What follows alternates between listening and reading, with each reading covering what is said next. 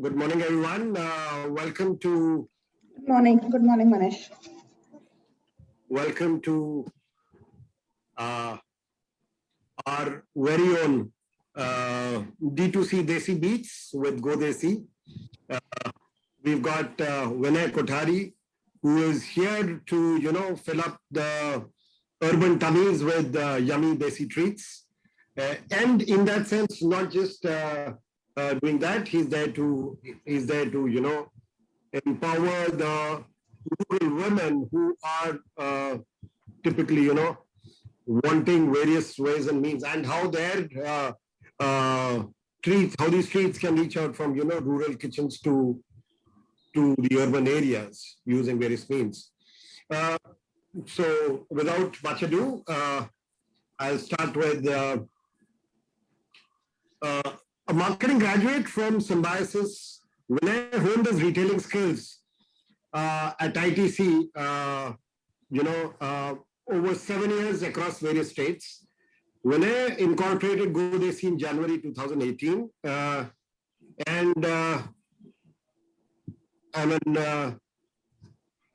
Vinay, can we have a brief about your early years and education? Yeah, absolutely. Yes, thank you, Manish, for having me. It's a great pleasure. So in terms of my early years, I did my right from my B school, I joined ITC and worked there. Was fortunate enough to be a part of their e-Chopal, which was their rural distribution and procurement model. It was a big thing at the time when we were just getting out of B school. There were case studies written at Stanford B school and multiple B schools across the world about how ITC was using technology to source soybean and wheat directly from farmers and also use the same channel for rural distribution.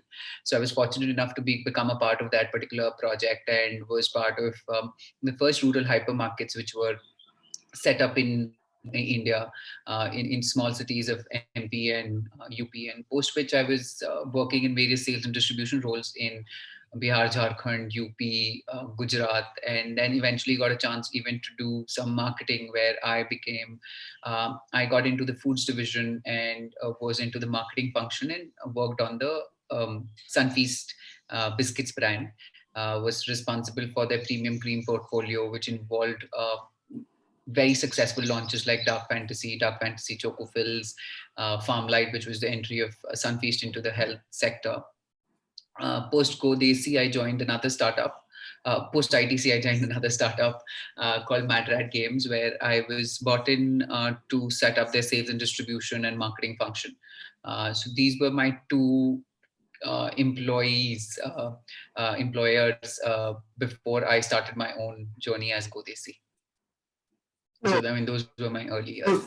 So I think each Opal is in some ways the genesis of your attachment to to the rural side, because I trust you would have seen a lot of inefficiencies over there, right? And so like at Leaders, we are known to back rockstar founders and like founders who can find pain points, And so was it at each Opal that you saw the bane of these rural people? How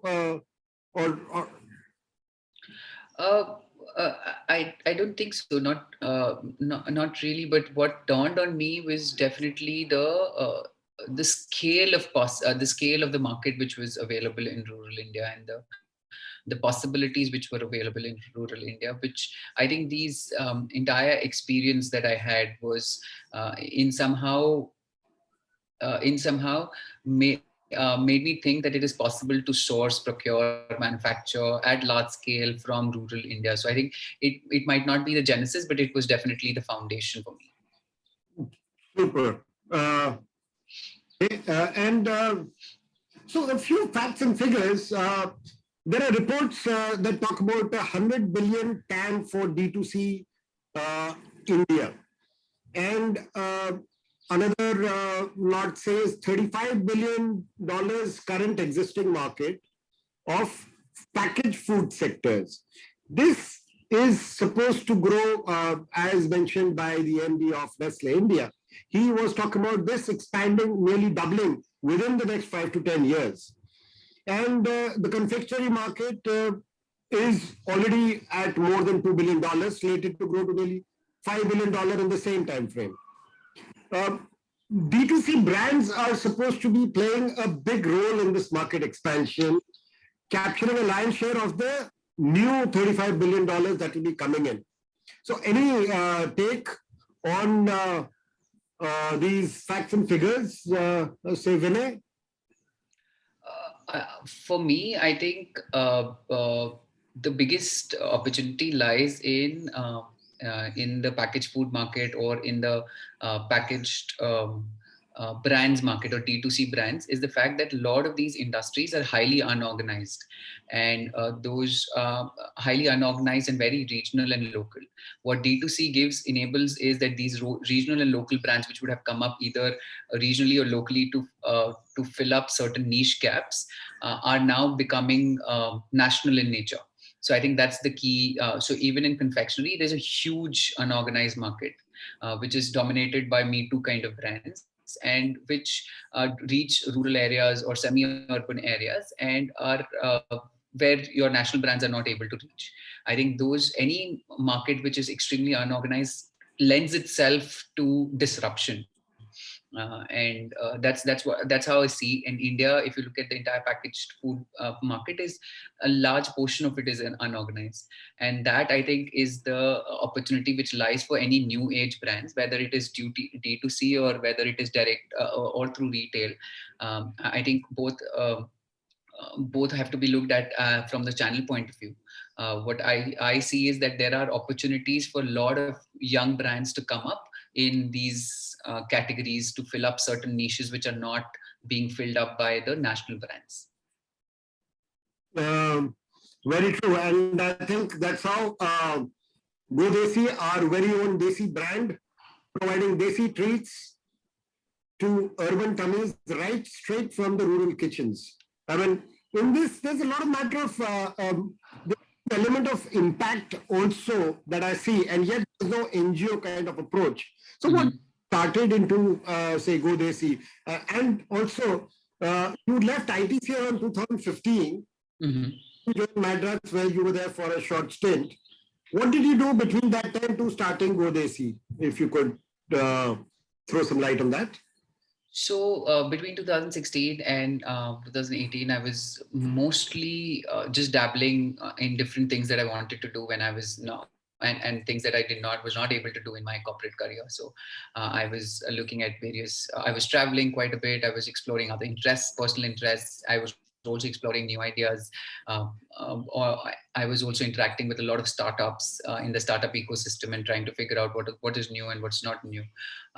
And then was trying to figure out a good intersection between what my skill sets are and where the opportunity is, so that I can maybe initiate something which can ride this entire startup wave that we have. So I think this was a very good 2 years where I had a lot of time to think and then come up with something which aligns to my skills, as well as what the industry opportunities are.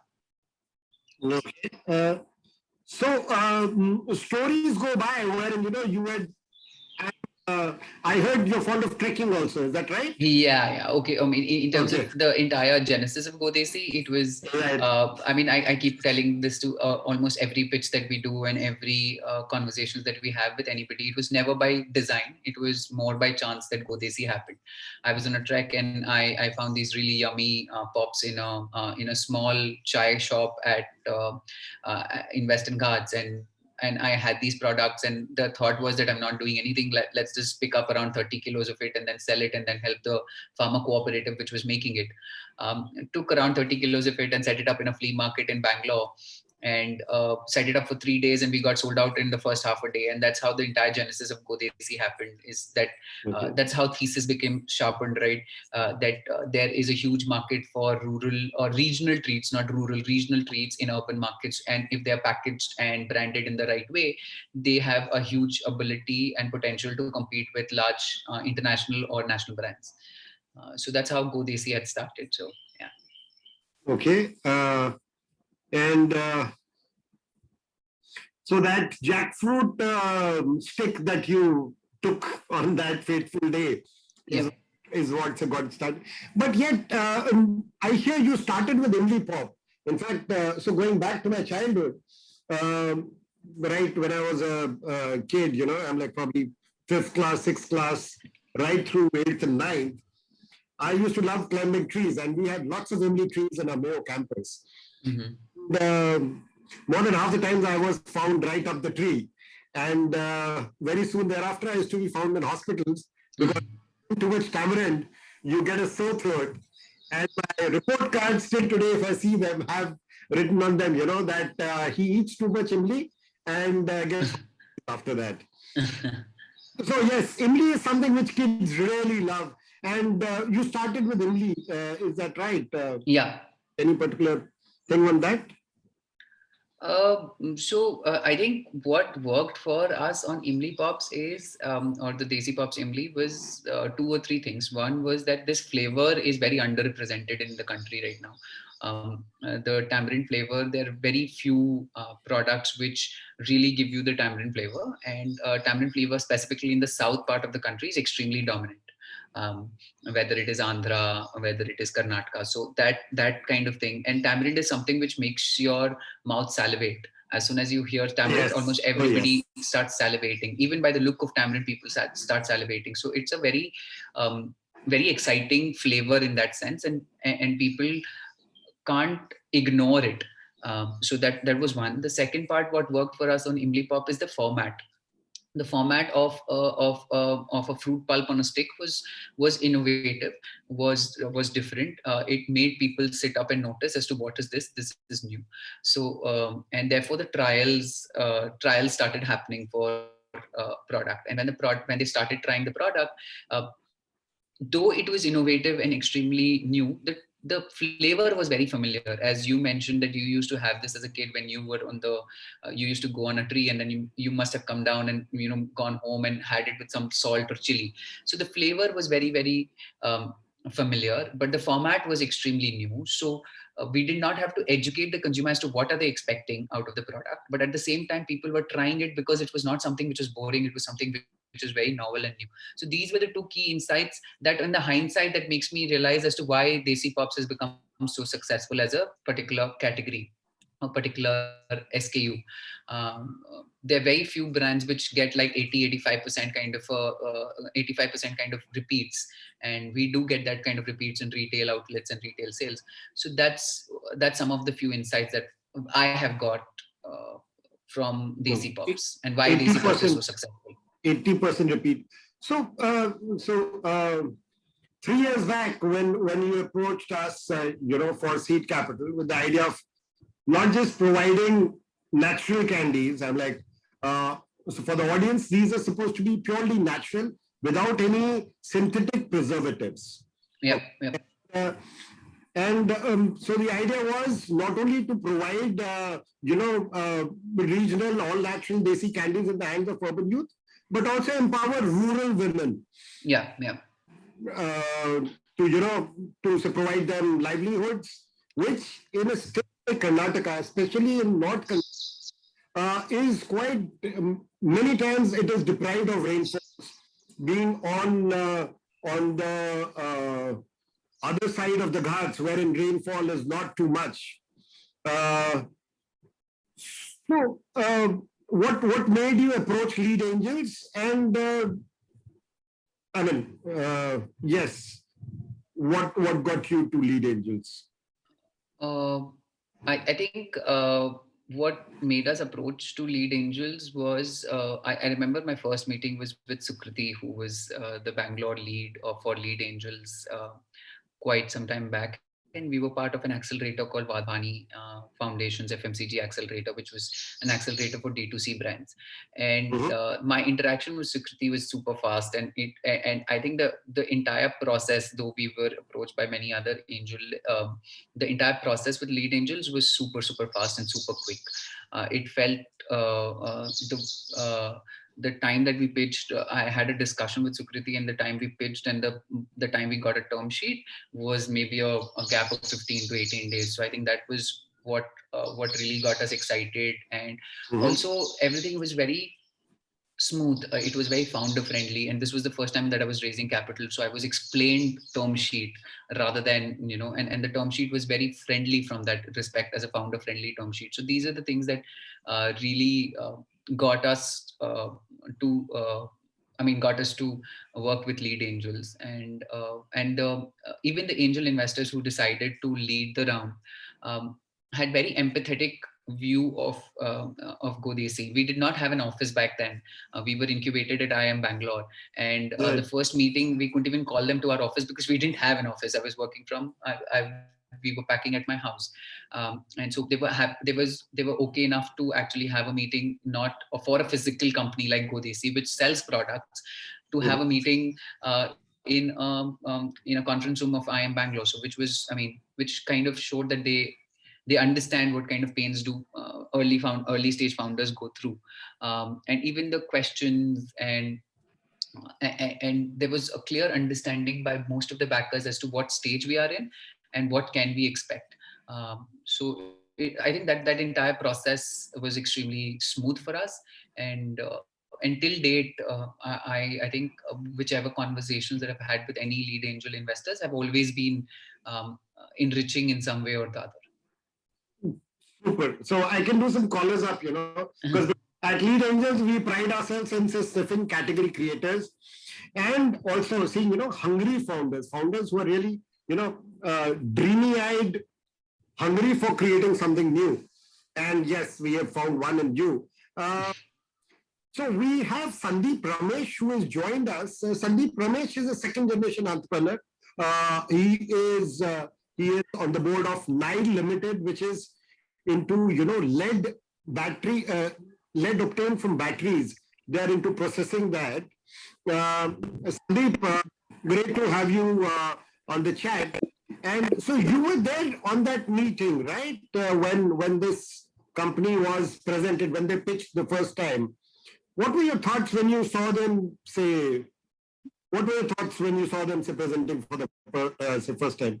Could you? Manish, hi. Firstly, yeah, nice to meet you and also hear from Vinay after a long, long time. It was many, many years ago that I heard him pitch. And what I really like is, we get a lot of startups that talk about, tech and other things. But this was a company that was going to do some real, actual on the ground production. And they were making good, honest, fresh products with no additives, no chemicals, nothing. And they were also doing it and they were adding value right at the harvest stage. And they were also creating significant value for the farmers. They were helping increase income for the farmers. They were helping, create value right at the harvest stage. They were doing it with honest, natural products. And right at the beginning, they had an idea that they were going to diversify and look at new things. I remember initially they were talking about Imli Pop and a couple of things. But even during that meeting, they were talking about eventually diversifying, doing R&D, looking at new products, looking at new product mixes, new formats. So that was what really for me was their drive, their keenness to innovate, step into new categories, and of course, add value for everyone in the whole supply chain.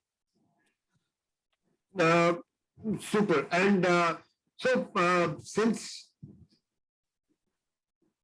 any particular questions you had in your mind when you saw them, because like even I, if I was in your shoes, you're empowering rural India. You are catering to some unmet demands of people, because all of us, we are fond of things like aam papad. We are fond of things like even many of flights. I remember we used to get Imli candies, which were toffees, 2 balls of Exactly. That was one of the key things. Yeah, the products weren't widely available. You're right. In Jet Airways, we used to get those, Imli candies. True, and true. I remember searching for those, after. His products were, of course, even better because they were right at the, you knew they were, much cleaner. They were made right there. And you also knew they were not using the sugar content and other things was much less. So I knew this was also a healthier alternative. And honestly, there weren't really any products like what Vinay was planning to make. Even now, I don't see if there are really too many products like Imli Pop or, some of the other things that he's made, the ginger chart and the other things. So we knew he was, identifying a niche category and stepping in. Okay. Super. So Vinay, you found this a white space. You got funding. What was the immediate thing that you did? So I think it was more towards the end of 2018 that you got funded, or was it mid? You're on mute. 2018 October, September. 2018 October, right? So I mean, and you incorporated the company in 2019 January. Is that correct? 2018 January. Sorry, 2018 January. Right. So what did you do immediately after getting funding? And like, where was the thrust area? Was it expansion? Was it hiring? Was it I think market or a mixed bag of both? I think what was very clear to us is that there was a latent demand for a product. So we had to, I think we were in a position of a good problem to have. We were not able to meet the demand which was already there in the market. So our first step was to basically get a production up and get, so we started investing in setting up our own manufacturing unit, sourcing directly from farmers, traceability, the quality checks to improve the quality, and also the standardization of the product. When we had first launch, we were the Imli Pops were coming with the sticker which we were sticking by hand, and then we were basically now moving from sticking those stickers by hand to moving from to getting proper packaging, printed packaging, because that needed certain amount of scale. So all of those kind of things which basically made the consumer trust the brand more, were our first priorities. So first priority was to scale up production. The second was to ramp up how the brand looks and feels at the retail outlet. So some of those activities were what we ended up working on immediately after the funding. We also set up our online channel. So we were a retail first brand because my entire experience was in retail, and I never thought that we will sell candy. We will ever be able to sell candies online. I mean, who buys? Nobody searches for candies online. So, but luckily we were approached by some platforms to list our products, and once we listed, we saw a great uptake, and then we established our own platform. And today, 60% of our online sales come from our own platform rather than third-party platforms. We do close to 600 orders on a daily basis on our own platform. So yeah, these were the key things that we did immediately after the funding that we. Okay. So 2019 March, or say like April 2019, what would be your sales mix, retail and online, between retail and offline? And 2019 March. 2019 March. No, yeah, 2019 March, April. March, April would have been around 60 retail and 40 online. Okay. And in retail, how much was modern trade and how much was general trade? We were not doing any modern trade. We were very, very clear that we wanted to build a very sustainable enterprise. So we did not want to spend on listing fees, and we did not want to have a very large working capital cycle. So we were primarily working with general trade. Okay. So our collections were extreme. So we collect almost 95% of our revenues every single month. So those were the kind of things that we were very clear on day one. Now we're expanding into certain modern trade, but with very selective approach to make sure that our to be able to reach consumers that we've not been able to reach through GT. That's how we're looking at it. Okay. So with this kind of an expansion, then I think 2019 you raised another round. Yeah. What were the challenges you would have faced? I think it would have been doubling of revenues month on month, or somewhere closer to that, right? In the Sorry, sense, double-digit growths month on month. I think, I mean, we were lucky enough to find another set of investors just before the pandemic hit, and we had the money in the bank. So this 2019 Feb March, I think the key things for us immediately after the second round of funding was to try and get improve our portfolio. So we were a one product company, as we were basically just the Tangy Imli as a brand. Tangy Imli was the only variant which was there. So we added Real Almond Kacha Aam, which also took off. And in March, as soon as we were gaining momentum, the lockdowns happened. So, I mean, till then, I think we were on a very good growth path till the lockdown happened. And luckily, post the lockdown, also we were able to get back on track pretty fast and grow as we have over the last 1 year. Yes, so I'm like, normally we hear, people start with online and they move to general trade and modern trade and other things. Here we are seeing a different story where you started with GT and then you got into online. And Yeah. I think the mix, thanks to the pandemic, it would be largely, I won't be surprised if it is flipped or more than flipped and it is more than 60% online. Is that? Yeah, you're right. I think it's completely flipped. The first few months, the online was the only thing which was possible. So in April, May, June, online was the only thing possible. I think what worked for us is that since our units were based in rural areas, uh, online was, I mean, our unit was based in rural areas and the government of India did not have any restrictions on units based in rural India. We were able to get back into production. And since we were able to get back into production very fast, by May, I think we were 100% capacity again. We were able to advertise and sell online, and there was nobody else who was able to sell online. I mean, there was, and we kind of CTRs and CPCs and the kind of click through rate and conversions we were getting was just out of the, I mean, through the roof. I mean, I was getting 5 rupees for every 1 rupee that I was spending on online, and that enabled us to scale really well till September, October, when everybody caught up and the competition came. And once the competition came, you would have a lot of D2C brands very struggled a lot because their or specifically online dependent brands struggled a lot because a lot of their spends were going only on digital. But we had another channel which was open, and then retail started picking up. And then once retail started picking up, we were able to continue our momentum of growth for October, November, December, even when the spends on online were becoming expensive every single month. So now these two channels have started feeding into each other for us. So when we advertise online, we get inquiries from distributors from small cities like Raipur in Chhattisgarh. We get we get inquiries from Nagpur, from all tier 2 cities in the country. And once we get inquiries from distributors, once we start sending them stock directly, once people start seeing the products in the retail outlets, the online conversions in these cities become much better. So it's now fueling into each other. So online leads to getting distributors for other geographies, and then once my distributions becomes better in these geographies, my conversions become better in these geographies. So they're now becoming like a flywheel. So today we are almost a 50% split between both retail and online. And I think that's one of the key things that I learned during the pandemic, that more the number of channels that you have open, much better is the success of you tiding through pandemic, because pandemic could say hit A, B, C channel, but it might not hit every single channel which is available. So I think that's one of the key learnings that we had. Right. And uh, so I think the focus on the channels front, I think, was pretty good, because GT, as in the cameras, have been standing there right through us, right through the pandemic for all of us. Yep. Yep. You name it, and they are delivering it. I'm like far faster than any of these online channels. Absolutely.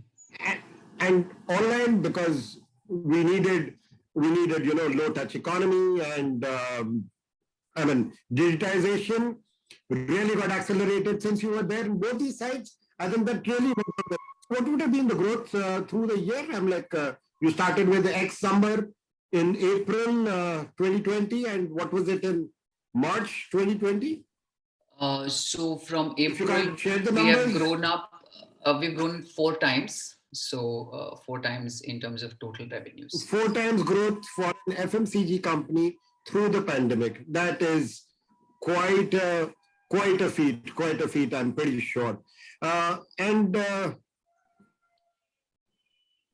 so, any further things post the pandemic, or like now again we are in the pandemic? What do you see? I'm like, is there some competition which is coming up, or are you far better equipped as against the competition? How is it? I think this time there is, I mean, we have learned a lot from the last year, but at the same time, I feel there's more confusion since there is no central diktat or a government diktat as to what's going to happen, and the kind of the scare which is going on right now in all the large cities. Mhm. There is more gloom and doom than before. earlier it was, I mean, at least we didn't have a single person who had got COVID in the immediate company and the company circles. So it's much more scarier than the last time, for sure, this time. But again, I feel that and it might also be protracted over the next 2 or 3 months. Uh, for us, I think here is to just buckle down and survive this another 2-3 months, reduce our cash burn to as much as possible, take care of our team members, take care of our customers, take care of our employees, and I think whoever is able to survive these 2 or 3 months is going to come out and grow, because this is there will be a pent up demand which will come back, and which will come back. But I think right now our focus is to just survive. And also, I think this is also a really great period where and I was thinking about it yesterday itself, is that usually we get drowned into many operational things on a day-to-day basis. This kind of gives us a break to start thinking about strategic things, thinking about what we could do in long term, thinking about new product launches, new category launches. I think when a constraint is forced on you artificially, or I mean something which is not under your control, then more amount of innovation comes out within the organization, from the organization as well. Last year we launched 5 new products during the pandemic, where the NPD team was working from home. Even then we were able to do that. So I think I mean there's a silver lining to everything. I think that's how all entrepreneurs work. I mean, we have to see something, something optimistic. So at Lead Angels, we are firm believer of, give the most adverse kind of a situation. And if you have a founder who is faced with that, he will come out with a solution and he'll come out a winner. I mean, it is the right kind of founders are people who find opportunity in all adversity. And taking cue from that, are you also looking at category expansion from foods, or will there be a focus on foods only? So at this moment, we want to continue focusing on foods. I think we see a lot of tailwinds in the category that we are in, and the category itself is extremely big. We are exploring multiple other channels, other formats. So we want to remain in the impulse category in general, at least for this year. Now, impulse could also mean expanding into sweets. Could also mean anything which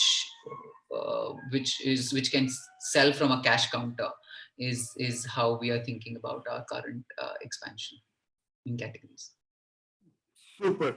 So yes, Sandeep, you've been hearing how he's been growing. So any words of wisdom for the audience on how your hypothesis on which you invested played out, and I mean, what would you tell the future investors to be, or entrepreneurs who are with us in the audience?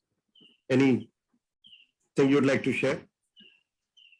Yeah, actually, I myself was a little curious to find out about if he's going to diversify into new flavors, because I know we've already done Nimbu, Kacha Aam, Sweet Aam, and Imli, of course, which is what started it all off.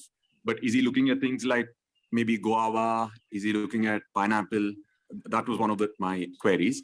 And the other is he also looking at, other than lollipops, also looking at maybe fruit bars, maybe looking at fruit-based chips, because I think there is a demand for, those products as well. And we see a lot of companies that are, targeting the health snack space that also have diversified into similar categories. So does he think it'll be a Me Too thing for him to go into that, or does he feel there is space and there is potential to get into those? That was one thing.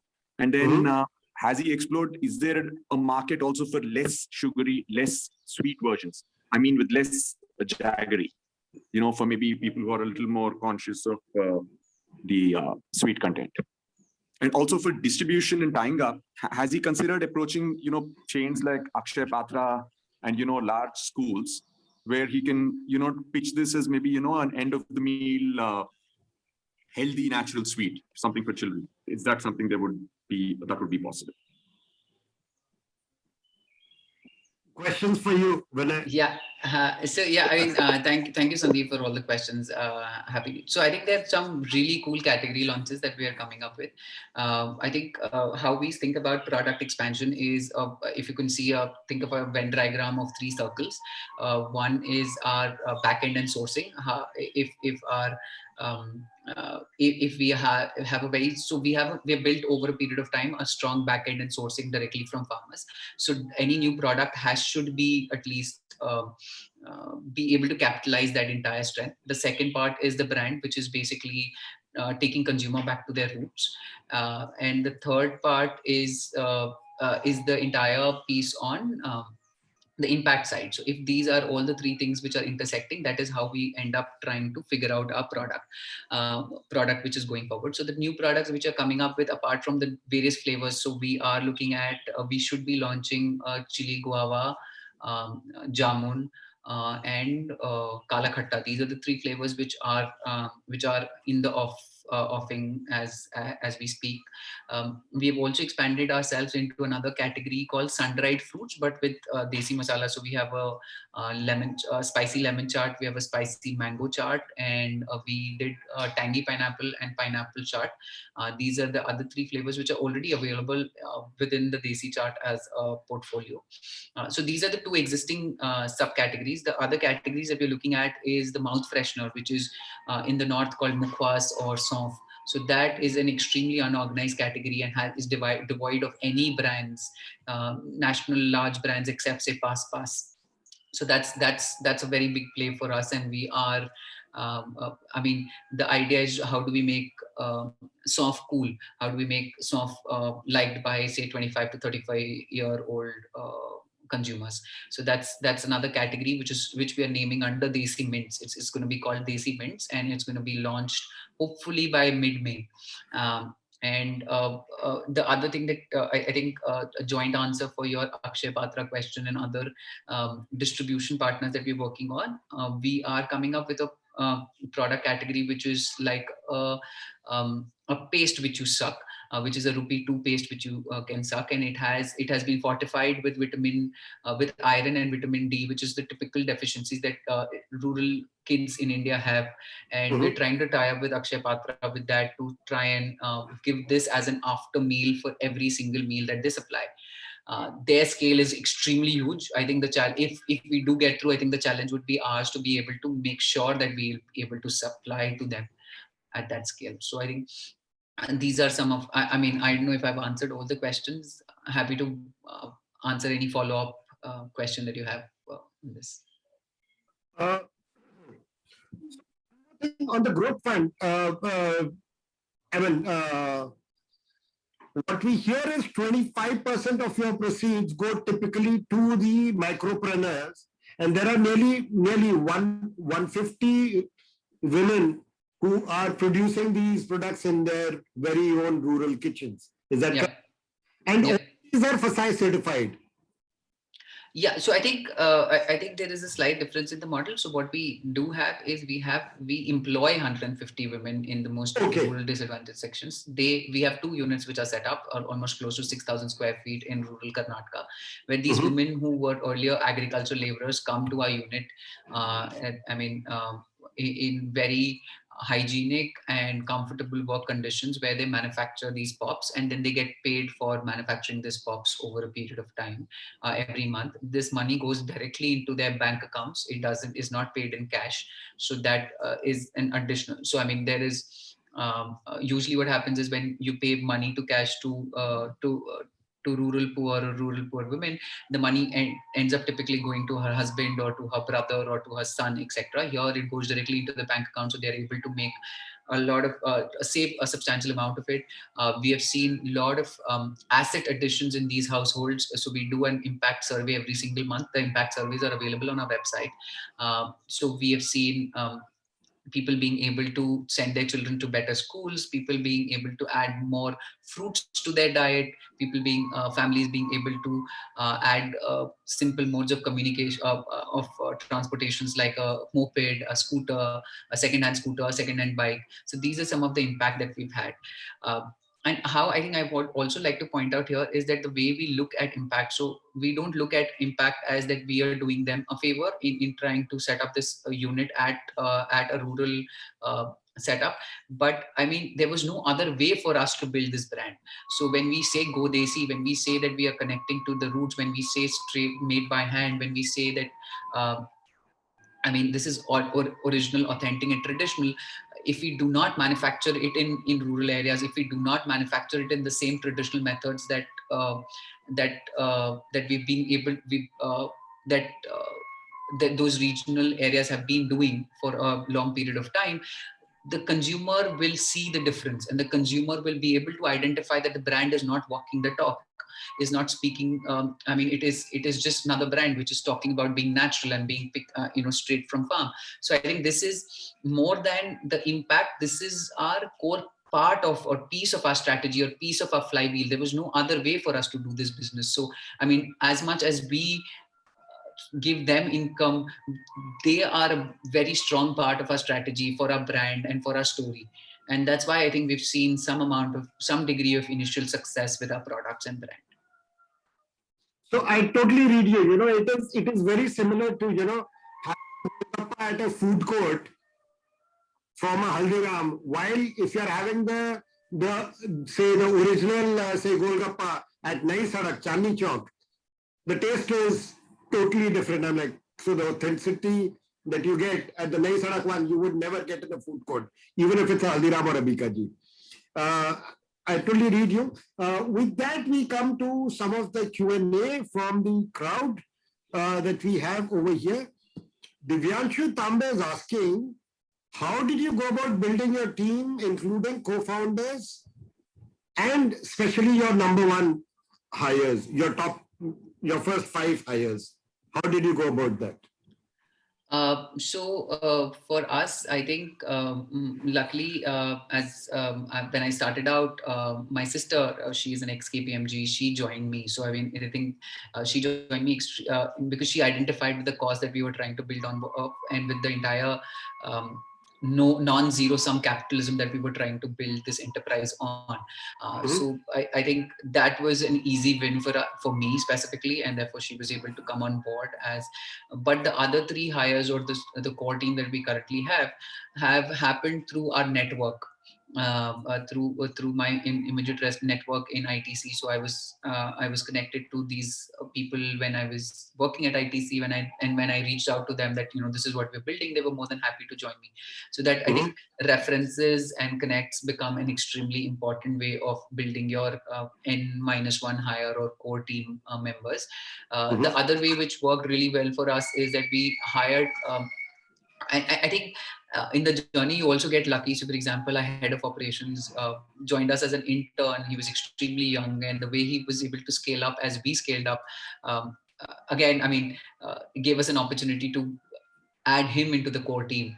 So this is how we build up our N-1 hire. And I think it's a constant struggle. I think this is one of the most important things as a founder that we have to struggle with and we have to work with. We're currently hiring a lead for a marketing role, and it has been an absolute, I mean, it's taken me 3 months to get to the right person, but it takes quite some time. So I think patience, references, and luck is, I think, in summary, would be my answer. Oh, yes.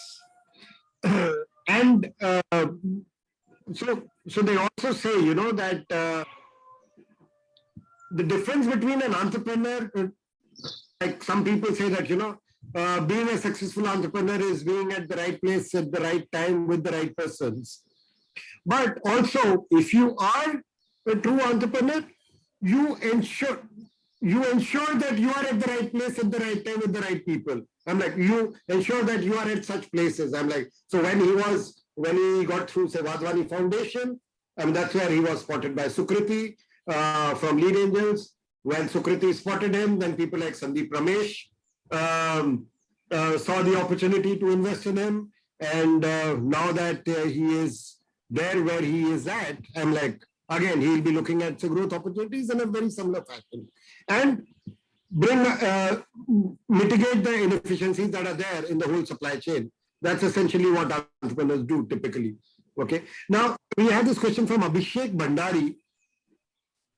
What are the challenges of scaling a D2C brand? Oh, we can go days and weeks talking about it. What do you say, Vinay? But he asks, how do you decide the right marketing strategy? Do you think over a period of time to become a big D2C brands need to approach traditional channels like retail? I mean, as so Abhishek, I think he started from retail, and by default, he was invited to be part of the online channel. While he was in online, the pandemic struck, and the larger portion of the thing was online, uh, and the online part expanded. And now there are some modern trade or some other thing apart from general trade. But yes, I think general trade is a very strong part of being large in India because Kirana walas will continue to rule at least for the next decade. Am I correct in that, Vinay? I honestly think so. I think at least in the food space, in personal care space, I think you can easily build 500 crore brands or at least 300 crore brands by just being online. But if you have to be, if you have to build something in the food space, I think you have to look at traditional channels, primarily because that's where the industry lies. And food by itself, packaged food as a category is an extremely variety seeking behavior about if it is not staples. So say for example, I like an energy bar today, I don't want to have the same energy bar every single Very month. true. And if there are similar brands, then I would move. If I'm only online, I will move from X person to Y person to Z person, to Z brand. There even if it is chips, right? I mean, you might be the biggest fan of Pringles, but you would like a Lay's or a Bingo at once in a while. So you would want to shift unless until it's an atta or a salt or that kind of a category. So Very true. therefore, I think not only online presence in retail reinforces you as a brand, and I think it's extremely important to be present in retail, specifically if you're building something which is beyond 300 crores or 500 crores. There you have your answer, Abhishek. Retail being with the Kirana wala is very important. Of course, you have people like Shop Kirana, which is again a portfolio company of ours, to help you reach out to this Kirana wala segment. There are quite a few companies in that segment. You have Jumbo Tail, you've got Max Wholesale and others, and uh, there is some kudos from him. He says, I'm a big fan of your products and is looking forward to trying out the latest Kevin Crush Pops. Oh, that's a new one. I didn't hear about that. He continues to say, do you have plans to take it international? And that's a question from Priya also. So Priya was asking that any international plans? When can they have the pleasure of eating the candies in say Gulf countries and in other areas? So we are available in Amazon US. Actually, we do substantial, not substantial. I mean, we with minimal amount of marketing, we're doing decent amount of orders on Amazon US. You can actually find our. You can also buy our products on us.godesi.in. Right now, it's currently stocked out in US, right? But I think it should be in stock within a week or so. So we do sell in US, we sell in Singapore, and we sell in Canada. These are the three countries which we are available in as we speak. We are in touch with, in conversation with Indian diaspora stores like Patel Brothers in US, which have shown interest in our product. And hopefully, if we are able to crack them, we should be soon available in retail stores in US as well. Okay, super. So GCC is still a territory wherein we could.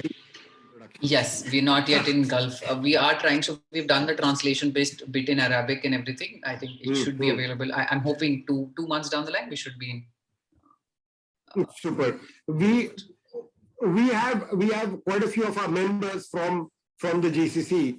Oh, great. Required would be happy to do so. A follow-up question by Divyanshu is how do you go about compensation structure versus what they were drawing? Divyanshu, I think you'll have to unmute and talk about this. Is it for the women who are creating the thing? No, it is for the other co-founder and N-1 hire. They would be drawing, let's say, X, and you would not be able to pay X because you're a startup. So how do you get the comp structure right and ensure that they join you. So it's more of a commercial discussion. How do you go about that? Okay. Did you give a raise or did they have a cut in their salaries, and did you manage it with more equity or less equity? We don't need the broad numbers. We don't need the exact numbers, but broadly, did you lure them with equity or did you lure them with money? That's, I think, what Divyanshu is asking. I think Absolutely. I think the way for us to look at was that is there a skin in the game for the person who is joining? Very important, very important.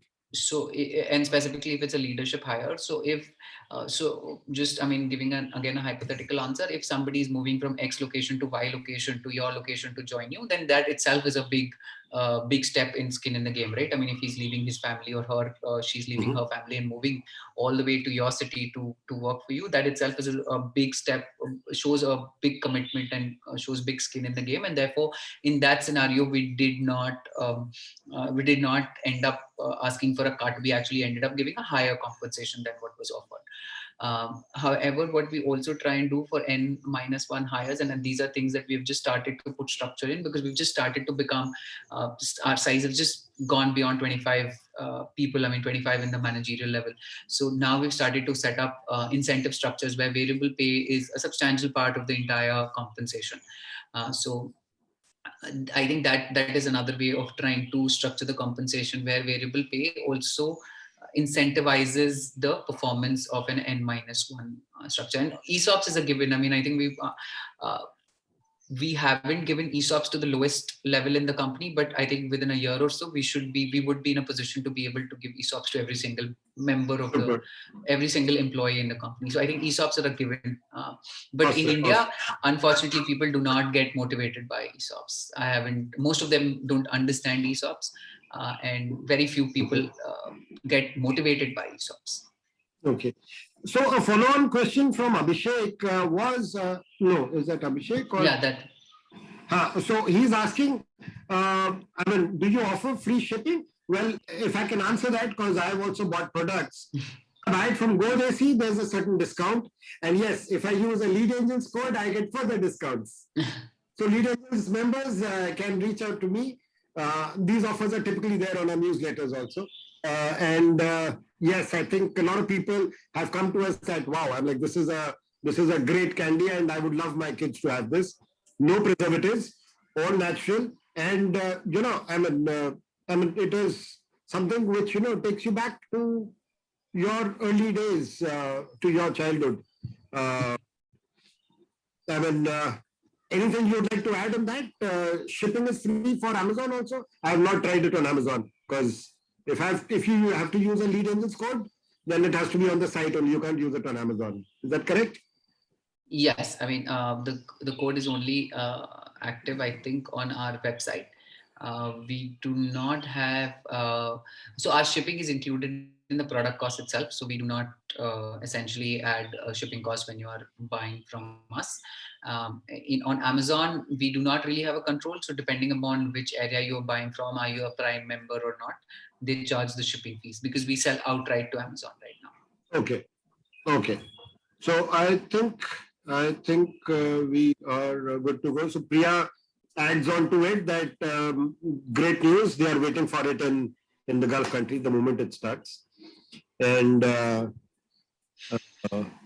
I think largely we are good to go. If it is fine with you, I'll just take you through a small say presentation, what Lead Engines is all about, and we will conclude that over here. Vinay, if I could take 5 more minutes of yours. Yes, please. Okay, so here goes.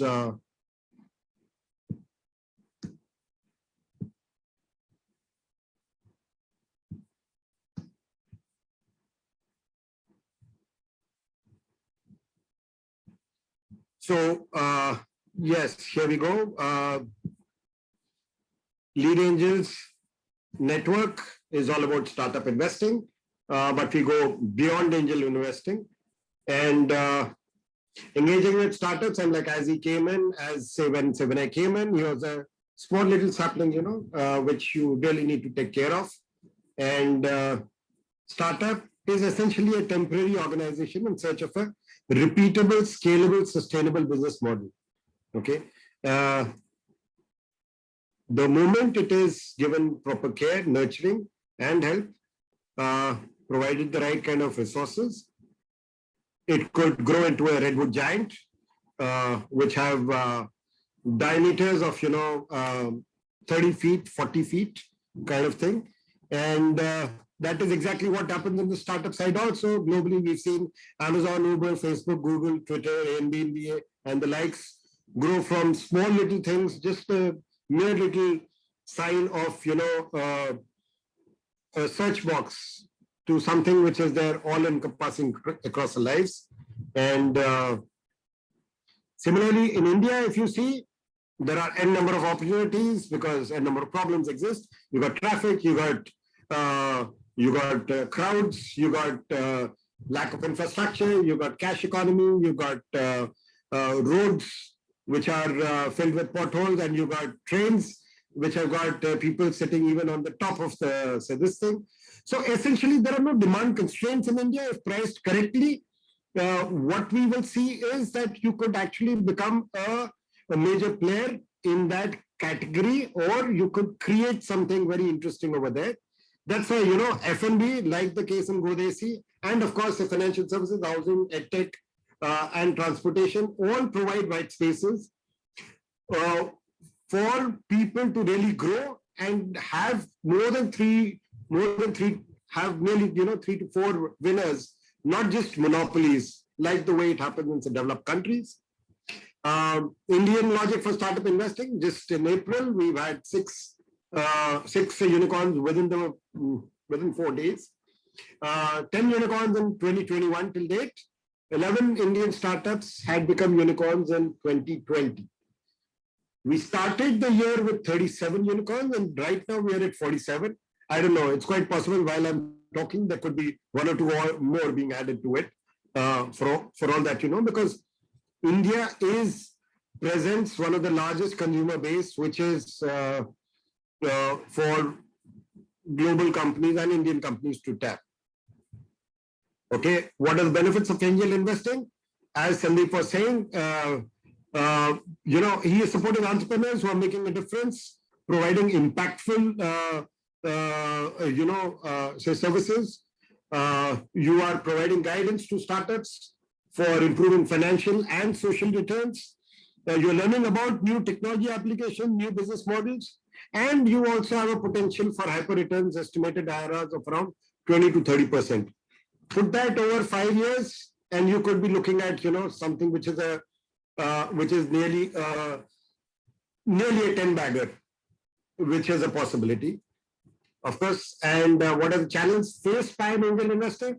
Where does he find startups pan-India? And how do you evaluate them? Who does the due diligence, documentation, and filings to ensure compliance? Who provides post-investment monitoring and support? And the key, the exits, who helps you in timely fundraise and M&A for exits? That's where Lead Angels network comes in. We have a full-time team to curate startups and assist in business review. We use collective wisdom, leveraging the network effect for evaluation. We have we assist in professional due diligence and documentation support to ensure compliance. And post-investment support is there. We have Vinay sending us quarterly updates, and he keeps us abreast of what is happening. And he reaches out to us whenever he needs some help or anything of that sort. Essentially, the community evaluates while the individual decides. Lead Angels, not only does it have Lead Angels network, but we also have LAMPS, which is Management and Professional Services arm of Lead Angels, and also lead advisory services, which assist in future fundraise and mergers and acquisitions. In the band wherein most investment banks are not willing to take on any client for those kind of sums. Our investment process, we select 3 companies out of probably 150 every month, and we get down into a deep down review on it. Once the deal lead likes it and is saying he is committing his money to it, we throw it open to the investors. And then post that, we issue a term sheet, and legal and financial due diligence is carried out by agency appointed by the in concert with the deal lead. Once that is cleared, we get into the investment, and post investment, we have, say, monitoring and support along with selected members who also acts as investor director, or he is a board observer. Decisions are solely individuals. The LA team handles each and every investment of yours and each and every investor of yours. Okay, over the years, 15,000 plus startup applications, 2,000 startups reviewed by the investment committee, 950 plus deals showcased, 45 plus startups invested in, and 15 companies have had a follow-on fundraise and or a merger and acquisition. This is a little bit about portfolio diversification. As Vinay was also talking about, if he had only retail in his channel portfolio, he wouldn't have been able to grow 3 times. In fact, like most traditional retailers, traditional FMCG companies, his sales would have fallen probably half, because nearly half of the year you were not able to sell anything. First 3 months was a total lockdown. But since he was there, he had online channels to support him. He could really grow, 3 cross. And as he said, feeding the online. Online is feeding the retail trade, and the retail is feeding the online trade. That's how he could, even through the pandemic, he could grow nearly 3 to 4 times. Okay. We are a sector agnostic fund. So as Sandeep was saying, that largely we see technology companies, but when we look at differentiated offerings like GO DESi, which could be which is an FMCG or an F&B play, we always showcase, take that chance to showcase it to our investors. And we look at early stage category creators. I'm like, from probably less than 2 lakhs in a month, he would have grown nearly, it is nearly 40 to 50 crores he would have grown all through, so this time, or maybe more. I am sure. I don't know the exact numbers, but these are opportunities wherein you can show 50 times, 100 times, 200 times kind of growth, because these are territories which are uncharted, which have inherent inefficiencies, which allow you to gain steady market traction and provide a J curve and show that hyper growth. Our portfolio, that is what this is. GO DESi right in the center. And our team, as we said, we have around 12 team members. Sushanto Mitra, who was the first external CEO for Sign, he's been the founder of it. Venkat, part of Avishkar. He's a general partner at Avishkar Fund. Dhruv Nath, who is an avid mentor, advisor, as well as an angel investor, not only a BTech, but also a PhD in computer science from, say, IIT Delhi. You got Suman, who is heading our financial services side on the professional services. You have, say, Manish Johari. I have around 2 decades of experience, more than 2 decades of experience. You got Sakruti. So a mixed bag of, senior guys as well as the young blood like Sakruti. You got Kunal, you got Fennel and Tanmay, who are providing services to the investors as well as the startups that we take on. Thank you so much. Those are our handles where we can be reached at. Happy to take on any questions.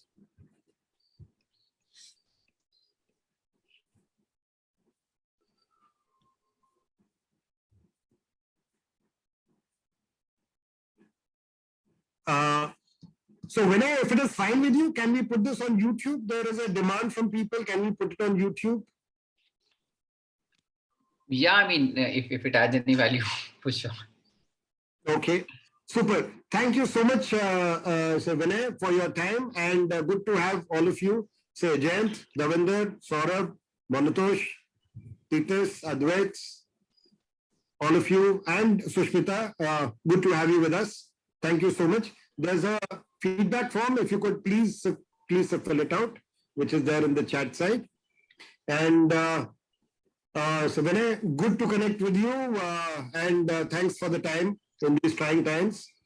on telling people what D2C is all about and how even rural treats go into urban tummies. Thank you so much. Thank you, Manish. Thanks a ton.